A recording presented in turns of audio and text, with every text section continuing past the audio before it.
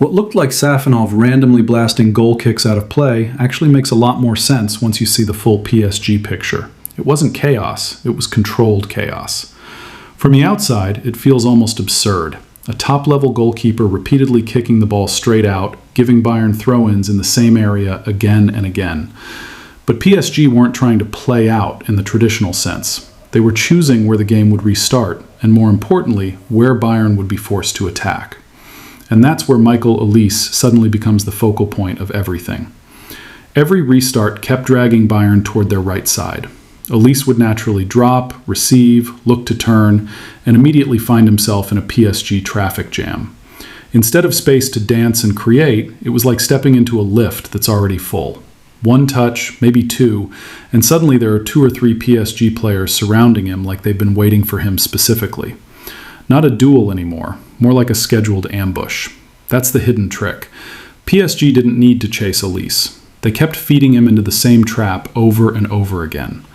Now zoom out, and this is where Luis Enrique's fingerprint becomes obvious. Because this isn't about a goalkeeper making weird decisions, it's about a system that turns those decisions into pressure mechanisms.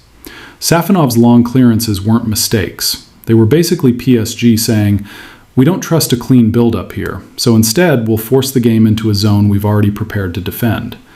Every out-of-play kick became a reset button that restarted Bayern's attack in a predictable lane. And predictability is exactly what PSG wanted. Bayern got possession, sure, but it was possession with instructions attached.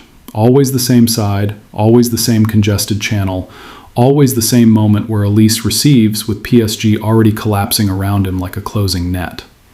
That's where the real Enrique Masterclass shows up. He wasn't trying to dominate the ball for the sake of it. He was manipulating structure, breaking Bayern's rhythm, removing uncertainty from PSG's defensive work by forcing Bayern into repeatable patterns.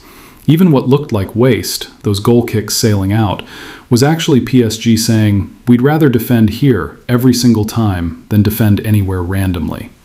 And once you see that, it stops looking like messy distribution and starts looking like choreography.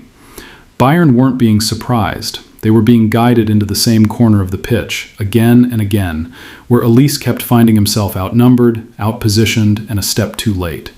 Not flashy, not loud, but very, very deliberate.